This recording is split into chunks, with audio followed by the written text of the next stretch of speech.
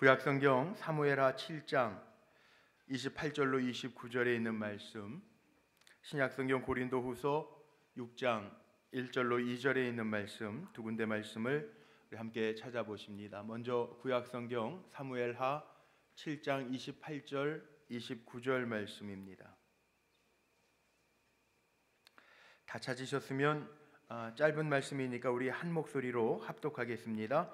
주 여호와여, 오직 주는 하나님이시며 주의 말씀들이 참되시니이다. 주께서 이 좋은 것을 주의 종에게 말씀하셨사오니 이제 청하건대 종의 집에 복을 주사 주 앞에 영원히 있게 하옵소서. 주 여호와께서 말씀하셨사오니 주의 종의 집이 영원히 복을 받게 하옵소서 하니라. 아멘. 신약성경 고린도후서 6장 1절 2절 말씀입니다. 신약성경 291쪽 고린도후서 6장 1절과 2절에 있는 말씀 합독하겠습니다. 같이 한 목소리로 합독합니다. 우리가 하나님과 함께 일하는 자로서 너희를 권하노니 하나님의 은혜를 헛되이 받지 말라. 이르시되 내가 은혜 베풀 때에 너에게 듣고 구원의 날에 너를 도왔다 하셨으니 보라 지금은 은혜 받을 만한 때요 보라 지금은 구원의 날이로다. 아멘. 아멘.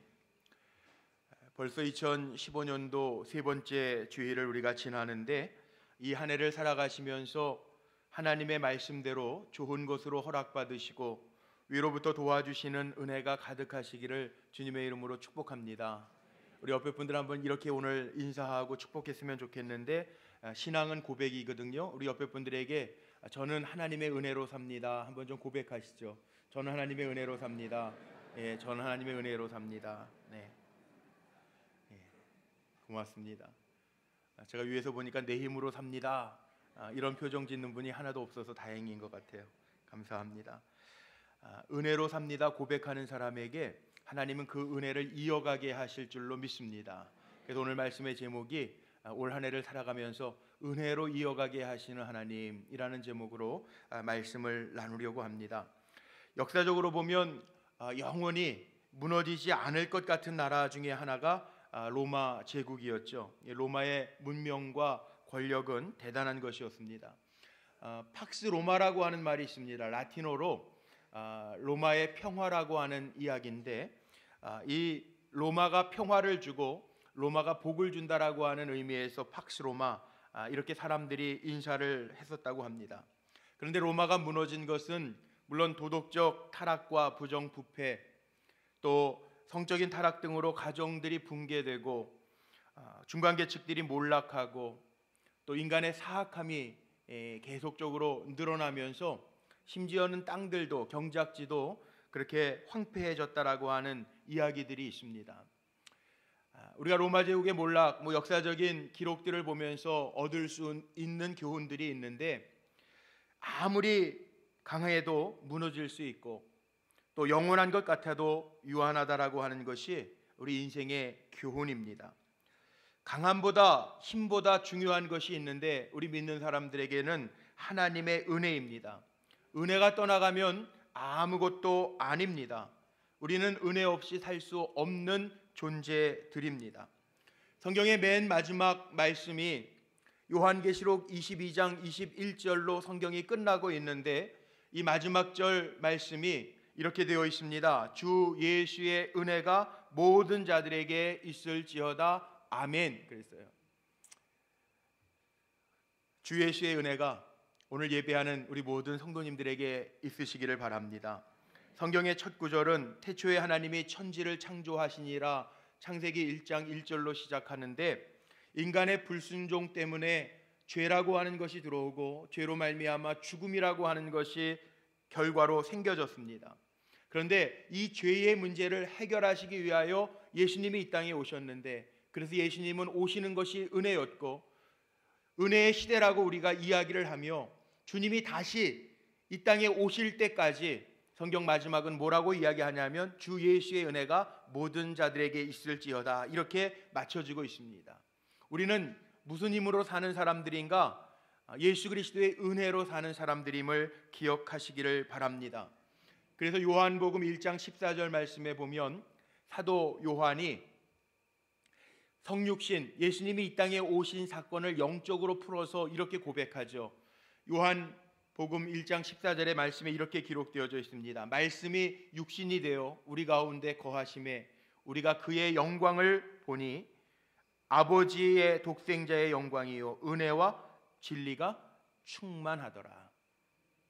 예수님이 이 땅에 오신 목적이 우리에게 충만한 은혜를 주시기 위해서, 끼치기 위해서 오셨다라고 하는 사실입니다. 누가복음 2장 40절에 예수님의 자라나는 모습을 이렇게 표현합니다. 아기가 자라며 지혜가 충만하여 하나님의 은혜가 그 위에 있더라. 예수님의 오심은요, 오실 때서부터 은혜 충만이었고 자라면서도 은혜였고 주님이 오시기까지도 우리는 은혜를 사모하며 예수 그리스도의 은혜 가운데 사는 사람이 되어야 할 줄로 믿습니다. 은혜의 시대를 사는 우리에게는요, 모든 것이 은혜입니다. 그래서 은혜를 선포하는 삶을 살아야 되는데, 요즘에 우리 성도님들이 봉헌하시는 감사 예물의 제목들을 우리 재무부에서 저에게 주십니다. 그럼 제가 그 감사 제목들을 붙들고 기도하는데, 저는 감사의 기도의 제목들을 보면서 야, 성도들의 삶이 정말 은혜구나 그렇게 느낄 때가 참 많이 있습니다. 아무개 집사님은 이런 감사의 기도의 제목을 올려놨어요. 얼마 전에 교통사고가 나셨는데 사고 가운데에서도 다치지 않게 건져주심을 감사합니다 이렇게 올려놨고요. 어느 권사님 수술하셨습니다. 그런데 수술 후에 빠른 시간 안에 잘 회복되게 하심을 감사합니다. 주님의 은혜입니다. 이렇게 고백해놨어요. 1년이 다 됐는데 우리 교회 새 가족으로 등록하신 집사님이 한 분 계십니다. 그런데 이 집사님은 지금도요 매주 좋은 교회로 인도하심에 감사합니다. 그리고 매주 감사헌금하세요. 정말 감동이 되죠. 3부 예배 우리 찬양대원으로 새롭게 쓰신 우리 남자 집사님이 계세요. 이름 얘기해도 괜찮을지 모르겠는데 이상엽 집사님이라고 계신데 딸이 하나 있어요. 국민학교 초등학교 5학년짜리 예진이라고 딸이 하나 있는데 예진이가 얼마 전에 감사헌금을 올렸는데요, 제가 너무 마음에 감동을 받았어요. 엄마 아빠 결혼 기념일에 딸이 감사헌금을 드리면서 뭐라고 감사헌금 봉투에 썼냐 하면, 엄마 아빠 결혼 기념일 감사드리면서 하나님의 은혜로 만나게 해주셔서 제가 태어나게 해주심을 감사합니다. 국민학교 초등학교 5학년짜리가 너무 예쁘지 않아요? 그래서 제가 그 봉투를 제가 가지고 있어요. 너무 예쁘잖아요. 엄마 아빠 만나게 해주신 하나님의 은혜로 자기가 태어났대요. 그래서 감사하대요. 너무너무 예쁜 감사들이 있어요. 저는 기특하고 놀랍지만 성도들의 그 감사의 제목들을 보면서 제 마음속에 이런 마음이 들더라고요. 그렇지, 모든 게 은혜구나. 예수님이 오실 때부터 이 땅에 하나님의 충만하신 영광 앞에 은혜를 고백하고 은혜 위에 은혜로라 라고 하는 말씀 가운데 오셨는데, 그 예수님과 오늘 우리 찬양해 주신 것처럼 보이지 아니하시는 하나님이시지만 나와 함께 하심이 은혜 아닙니까? 이게 은혜라고요. 보통의 눈으로 보면 아무 일 아니고 보통 일인 것 같아요. 그런데 은혜의 눈과 마음으로 열어보면 모든 것이 하나님이 베풀어 주신 은혜가 아닌 것이 하나도 없다라는 거예요. 지키신 것도 은혜고요, 지난 한 주간 지나면서 죄 가운데 헤매지 않은 것도 은혜고, 이 시간도 건강한 모습으로 주님의 전에 나와서 예배할 수 있는 것도 은혜입니다. 어디서든지 우리가 살아가면서 주님을 알고 하나님의 자녀 되었기에 주여 부르짖으면서 기도할 수 있는 것도 은혜입니다. 그래서 우리는 은혜 없이 살 수 없는 존재들입니다. 그런데 하나님의 더 큰 은혜를 받는 비결을 오늘 사도 바울은 뭐라고 이야기하냐 하면, 그 은혜를 잃어버리지 않는 것, 잊지 않는 것, 이게 더 큰 은혜를 받을 수 있는 비결이라고 이야기합니다. 물론 우리가 은혜 가운데 살고 있지만 오늘 예배 드리면서 우리 성도님들 중에 목사님 저는 요즘에 너무 힘든데요, 고난의 길을 걷고 있는데요, 은혜가 찾아볼래야 별로 찾아볼 수 없는 것 같은데, 그러는 분들이 있을지 모르겠어요. 그런데 그 고난은요 생각해 보면 수십 분의 1밖에 안 돼요. 그 어려움 중에도 살게 하시는 게 하나님의 은혜라고요. 그래서 은혜를 알고 고백하는 사람들에게 은혜 위에 은혜, 더하여 주시는 은혜가 있다는 거예요. 저는 오늘 예배드리는 우리 사랑하는 성도님들이 하나님께서 더하여 주시는 어려움 중에도 하나님의 은혜임을 고백할 때 은혜 위에 더하여 주시는 은혜가 임하시기를 주님의 이름으로 축복합니다. 그러면 뭐가 은혜일까? 뭐가 은혜일까? 은혜 위에 은혜, 우리가 은혜를 이어가야 되는데 뭐가 은혜일까? 은혜는요, 내 삶 속에 만왕의 왕이신 하나님의 영광과 존귀가 비춰지는 것이 은혜입니다. 부족한데도 불구하고 되게 하시고 지금까지 우리를 돋보이게 하신 것이 바로 하나님의 은혜입니다. 다윗이 오늘 사무엘하 7장 28절 29절에서 고백하는 그 신앙의 고백이 그거예요. 사무엘하 7장 16절 이하의 말씀에 보면 이 고백이 있기까지 다윗이 먼저 하나님 앞에 이런 고백을 합니다. 여호와여, 나는 누구이오며 내 집은 무엇이기에 나를 여기까지 이르게 하셨나이까? 그렇게 하나님 앞에 고백하면서 종의 집이 주의 은혜로 영원히 복을 받게 하옵소서, 그렇게 기도해요. 우리가 먼저 깨달아야 될 것 있어요. 우리가 아무것도 아닌데 하나님의 자녀 삼아 주시고 이 자리에 앉게 하셔서 여호와의 이름을 부를 수 있는 것조차도 은혜임을 기억하시기를 바랍니다. 그리고 그 은혜를 경험했기 때문에 주여 우리의 가정, 우리의 자녀들도 주님 앞에 영원히 있게 하옵소서 기도하면서 그 은혜를 이어갈 수 있는 성도님들이 되시기를 주의 이름으로 축복합니다. 내 힘으로 안 되는 것을 되게 하는 것이 은혜입니다. 우리 사랑하는 성도님들의 일과 가정 속에 주님께서 되게 하시는 역사, 에바다 열어주시는 은혜가 올 한 해도 차고 넘치시기를 바랍니다. 문을 열어주시는 게 하나님 은혜예요. 안 될 것 같은데 열어주시는 게 하나님이고요. 성경에 보면 장래일도 아시고 말씀하시는 분이 하나님이신데 그 하나님 앞에 작은 일까지도 은혜를 구하면서 하나님이 열어주시는 그 은혜의 섭리와 기적을 날마다 체험하시기를 바랍니다. 하나님이 역사하시는 방법은 여러 가지죠.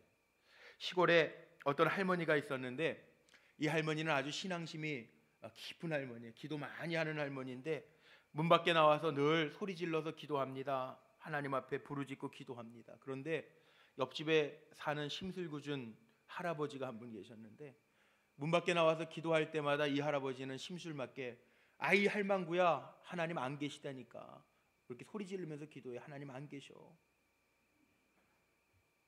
사탄과 같이 막 기도할 때마다 방해하는 거예요. 그래도 이 할머니는 꿋꿋하게 기도합니다. 그러던 어느 날 이 가난했던 할머니는 먹을 게 떨어져서요, 또 문 밖에서 하나님 앞에 기도하는 거예요. 하나님, 양식을 공급해 주옵소서. 그렇게 기도했어요. 이 할아버지가 바구니에다가 먹을 걸 담아가지고 문 앞에 놔뒀어요. 할머니가 집안에서 보니까 이 냄새가, 음식 냄새가 나서 이렇게 나와 보니까 음식이 있어요. 하나님 앞에 감사합니다. 이 할머니가 하나님 감사합니다. 그랬더니 이 할아버지가 대뜸하는 말이 이 할망구야, 하나님 안 계시다니까 그거 내가 갖다 놓은 거야. 그랬더니 이 할머니가 기도를 이렇게 바꿨어요. 하나님, 사탄을 통해서도 음식을 공급해 주시니 감사합니다. 예. 하나님은요, 우리가 생각하지 못하는 방법으로도 도우시는 하나님이에요. 올 한 해를 살아가면서 은혜 위에 은혜를 이어가시는 하나님의 섭리가 우리 사랑하는 성도님들 한 분 한 분에게 넘쳐지시기를 주의 이름으로 축복합니다. 그런데 그 은혜가 이어가려면 하나님이 주시는 이 은혜, 할 수 없는 걸 하게 하시고 열 수 없는 걸 열게 하시는 그 하나님의 은혜를 이어가게 하시려면 방법이 하나 있어요. 하나님이 주시는 은혜를 그때그때마다 고백하고 간증하고 선포하는 거예요. 오늘 사도 바울이 고린도후서 6장에서 고백하는 말씀이 그겁니다. 하나님의 하실 일들을 기대하면서 살라는 거예요. 하나님의 주셨던 은혜를 당연한 것으로 받아들이지 말고 하나님 은혜였습니다, 하나님이 하셨습니다 고백하면서 살라는 거예요. 더 큰 은혜를 사모하면 사모할수록 하나님은 은혜를 우리에게 부어 주십니다. 시련 속에서도 하나님의 은혜는 꽃이 피고 포기하지 말고 하나님의 은혜를 기대하면 하나님은 살아계신 하나님이시기 때문에 은혜를 사모하는 자에게 은혜를 덧입혀 주십니다. 오늘 보이지 아니하는 하나님 찬양해 주셨는데 보이지 않지만 동행해 주신다고요. 그 증거가 우리가 보통 은혜가 다스리는 삶이라고 하는 것 무엇인지 잘 설명해 주는 것이 하나 있는데 신명기 26장이나 호세아서 14장 말씀에 보면요, 이슬과 같은 은혜라고 하는 말씀이 나와요. 이슬과 같은 은혜. 우리나라는 비가 사시사철 잘 내리니까 이 이슬과 같은 은혜라고 하는 게 무슨 말인지 잘 모르지만 이 성경적으로 보면요, 팔레스틴 땅에는 이른 비와 늦은 비가 있어요. 봄에 오는 비와 가을에 오는 비가 있습니다. 이른 비와 늦은 비가 있지만 이 여름철에는 비가 안 오는 땅이에요. 팔레스틴이라고 하는 곳이. 그런데 여름에도 과실을 맺고 열매를 맺고 풀들이 자라는 땅을 보니까 밤에 내리는 이슬 때문에 풀들이 살고 열매를 맺는다는 거예요. 그래서 성경에 보니까 이슬과 같은 은혜, 이 팔레스틴의 평지에 보여지는 이슬입니다. 저게 밤새도록 비는 안 오지만 이슬과 같은 은혜가 있어서 나무가 산다는 거죠. 우리가 알게 모르게 보이지 않는 하나님인 것 같아도 나와 동행하신 하나님이 계셔서 우리가 그 은혜 속에서 산다라고 하는 것이 우리의 신앙의 고백이 되어야 할 줄로 믿습니다. 우리 찬송하잖아요. 지금까지 지내온 것 주의 크신 은혜라. 지금까지 산 것도 주님의 크신 은혜라고요. 이스라엘 백성들이 광야를 지나면서 40년을 지나는 동안에 성경을 읽어보면서 정말 그 광야 40년이 은혜의 때였거든요. 먹을 거 하나도 없는데 200만이 넘는 사람들이 날마다 하나님이 공급하시는 만나로 먹었어요. 광야입니다. 물이 없는데 하나님께서 반석을 깨서 물이 나게 하셔서 물을 마시면서 지났어요. 이게 은혜잖아요. 우리의 삶 속에도 하나님께서 이렇게 공급하시는 이슬과 같은 은혜, 하나님이 나를 위하여 모든 것을 이루시는 은혜가 나타나기를 간절히 소망합니다. 하나님 누구에게 은혜 주시느냐? 은혜의 법칙은요, 위에서 낮은 곳으로 임하는 거예요. 그래서 교만한 자는 하나님이 물리치시고, 야고보서 4장 7절 말씀에 보니까 겸손한 자에게 은혜를 더하여 주신다 그랬어요. 겸손하게 하나님의 이름을 부르며 주님을 의지할 때 하나님 주시는 은혜가 임할 줄로 믿습니다. 그런데 이 은혜가 어느 때 임하느냐? 오늘 사도 바울은 아주 분명하게 이야기하죠. 함께 읽었던 고린도후서 6장 1절 말씀에 보니까 고린도 성도들에게 사도 바울은 이렇게 선포합니다. 우리가 하나님과 함께 일하는 자로서 너희를 권하노니 하나님의 은혜를 헛되이 받지 말라. 다른 영어 성례를 헛되이 만들지 말라 이렇게 표현되어져 있어요. 이미 고난 중에도 하나님의 은혜는 우리와 함께하고 있는데 은혜 없는 자처럼 살지 말라는 얘기입니다. 때로는 고난 속에도 하나님의 주시는 은혜가 담겨져 있습니다. 고난 속에서도 우리가 어떻게 반응하느냐에 따라서 하나님의 주실 은혜들이 다가온다는 거예요. 고난 중에도 여전히 함께 하시는 은혜가 우리 사랑하는 성도들에게 있으시기를 바랍니다. 지금이 은혜 받을 만한 때예요. 요즘에 새벽마다 창세기 강해를 하는데 창세기 6장서부터 보면 하나님이 노아를 의인으로 인정하십니다. 죄가 관영한 시대에 하나님과 동행했던 의인이라고 표현하고 있는데 하나님과 동행한 증거가 하나님이 노아에게 말씀하세요. 방주를 지으라고. 120년이라고 하는 긴 시간 동안에 비를 경험하지 않았지만 하나님의 말씀에 순종해서 120년이라고 하는 긴 시간을 거쳐서 방주를 짓습니다. 산 꼭대기에다가. 그리고 하나님께서 명령하신 대로 7일 동안 방주의 문을 열어놔요.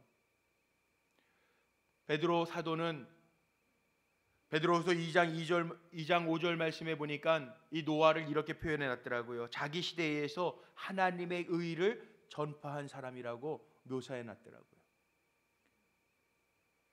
하나님은요, 살게 하시는 문을 열어 놓으시는데 노아의 방주, 노아가 방주를 짓고 비가 오기까지 7일 동안 방주문이 열렸다고 성경에 나와 있거든요.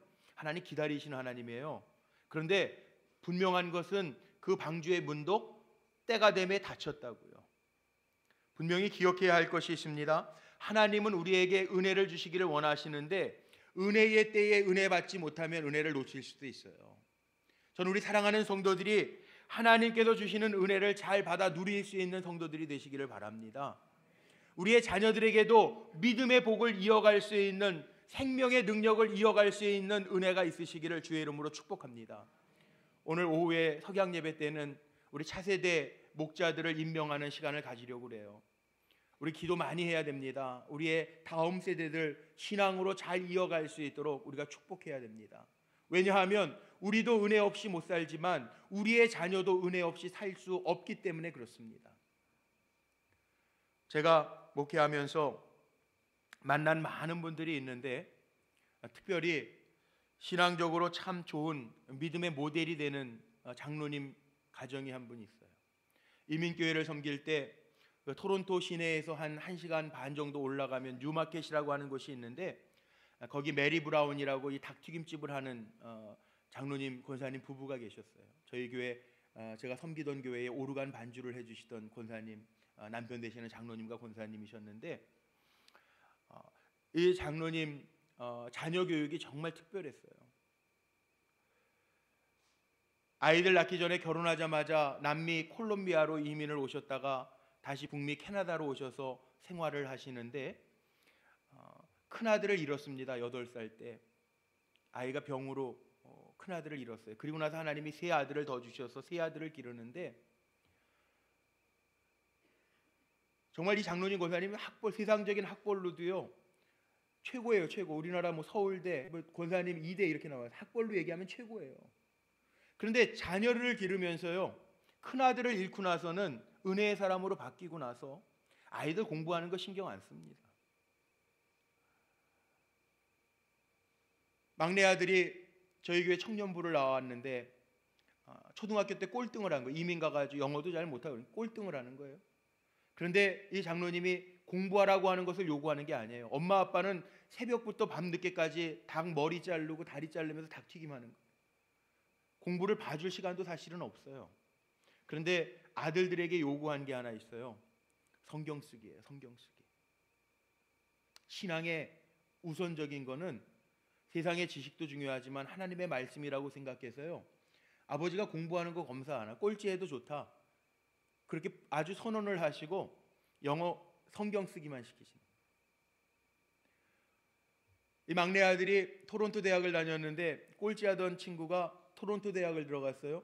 경제학과를 들어가서 지금은 뭐 미국 펀드 회사에서 아주 잘 유능한 직장인이 되었는데 한 주일에 한 번씩 유마켓까지 올라오면 아버지에게 검사받는 게 공부를 어떻게 했습니다가 아닙니다. 대학생인데도 불구하고 한 주간 제가 이렇게 영어 성경 썼습니다. 그리고 보여주는 거예요. 대단하죠? 신앙의 우선순위가 세상적인 거 공부하는 거 아니고요. 하나님 말씀을 아이의 심령에 심어주는 거였는데 결국은 그 자녀들이 참 하나님의 은혜 가운데 순적하게 열리더라고요. 성적이 삶의 성적순이 아니고요. 삶의 승리가 성적순이 아니고 하나님의 말씀 안에서 바로 서는 것이 그 자녀들을 통해서 보여줘요. 제가 얼마 전에 11월 말이었는데 우리나라 신문에 아주 크게 하나 났어요. 그 둘째 아드님이 영화를 만들었어요. 지금 31살밖에 안 된 친구인데 알버트 신이라고 크게 신문에 났더라고요. 영화를 만들었는데 인어 플레이스라고 하는 입양아 영화입니다. 그런데 이게 국제영화제에서 대상을 받았어요. 우리나라에서도 금년에 봄에 개봉한다고 이렇게 신문에 났더라고요. 이겁니다.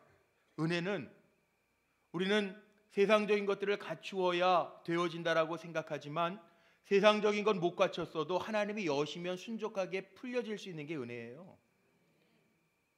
우리의 자녀들에게도 우리는 종종 그렇게 얘기해요. 엄마가 기도할게, 너는 공부해.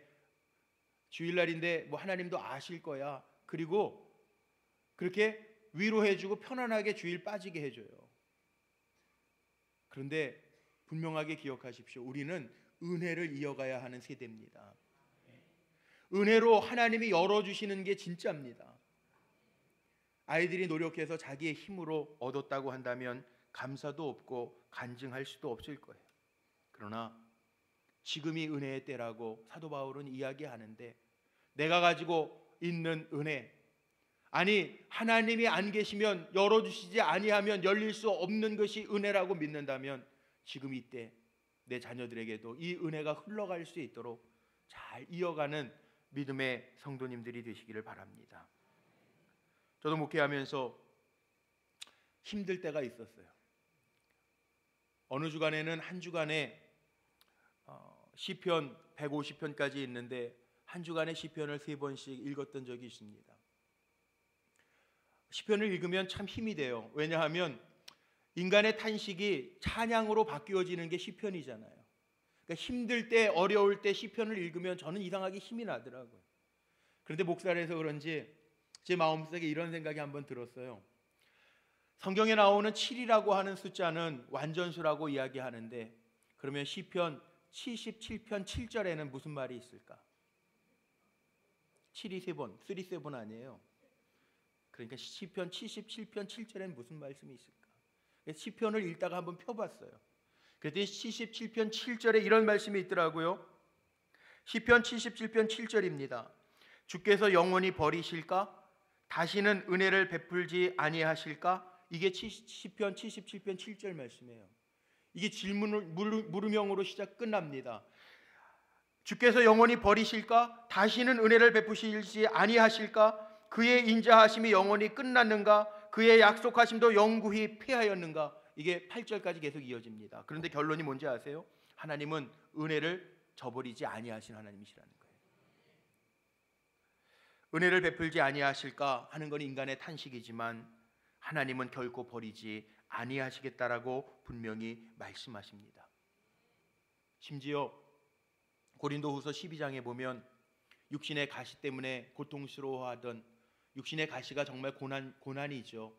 그 문제로 고통스러워하던, 기도하면서 하나님 앞에 울부짖던 사도 바울에게 하나님이 하신 말씀이 내 은혜가 내게 족하도다. 은혜가 있다라는 거예요. 연약함 속에서도 하나님의 주시는 은혜가 있다라고 하는 것을 기억하라는 거예요.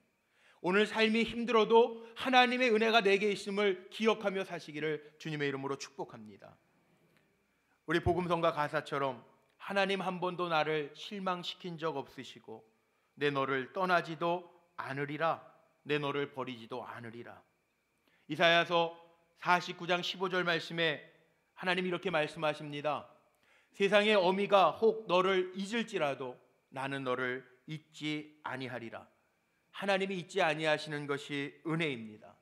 기억하십시오. 하나님이 잊지 아니하시는 게 은혜입니다. 이 은혜가 우리 사랑하는 성도들에게 늘 차고 넘치시기를 주의 이름으로 축복합니다. 저는 목회하면서 지금도 하나님의 은혜에 너무 감사해요.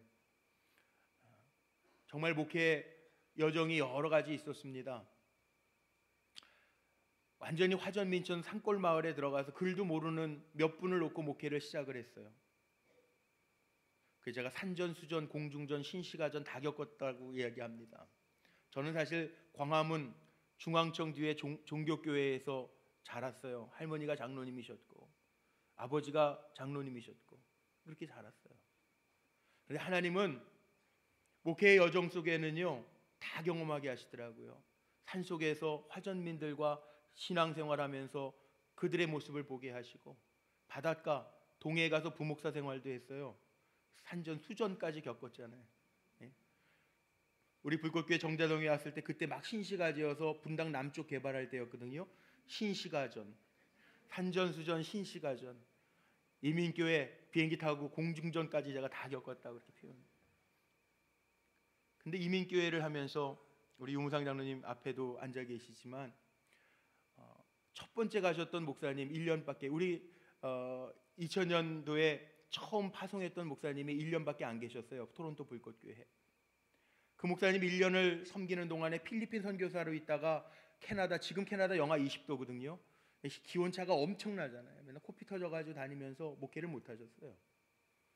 그리고 나서 제가 갔는데 50명이 모이는 교회라고 갔는데 가보니까 제 아들 포함해서 12명이었어요. 12명이지만 뭐 성가대도 있고 지휘자도 있고 반주자도 다 있어요. 새벽 기도도 있고 다 있어요. 그러니까 아기가 아무리 적어도 있을 거 다 있는 거가 똑같잖아요. 그런데 간지 얼마 안 돼가지고 그때 우리 전용재 목사님이 부흥회를 해주러 오셨었는데 저희는 교회를 빌렸으니까 오후 2시에 예배, 캐나디안 교회에서 오후 2시에 예배를 드리고 오전에는 캐나다에서 제일 오래된 교회, 이민교회 역사를 가지고 있는 교회가 한인 장로교회라고 있었는데 그 교회 가서 오전 예배를 인도하시는데 제가 모시고 갔어요. 그 교회 갔더니요, 예배 전에 장로님들 한 10여 분과 그날 말씀 전하는 목사님, 담임 목사님 서가지고 예배를 위해서 기도하고 올라가시는 거예요.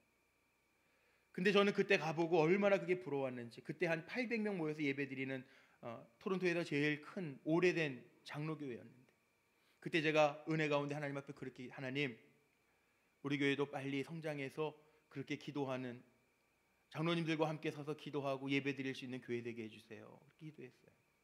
그리고 몇 년 지나서 우리 교회도 장로님들이 한 5분까지 많아지셔서 그 섬기던 교회에서 그렇게 기도하고 올라가다가 요즘에 또 우리 불꽃교회에서 예배 드릴 때 우리 장로님들 2부 예배 전에, 오늘 예배 전에도 뒤에 서서 로비에서 이렇게 동그랗게 서서 기도하시고 들어오시잖아요. 이게 은혜입니다. 올 한 해를 살아가시면서 은혜 가운데 여러분들 이루어야 될 것 은혜 가운데 기도하면서 머릿속으로 그리십시오. 하나님은 그 은혜를 이루어 주실 줄로 믿습니다. 미루지 마시고 지금 바로 이 시간이 하나님 앞에 은혜를 구할 때임을 기억하면서 하나님 앞에 은혜를 구하십시오. 하나님 행하실 줄로 믿습니다.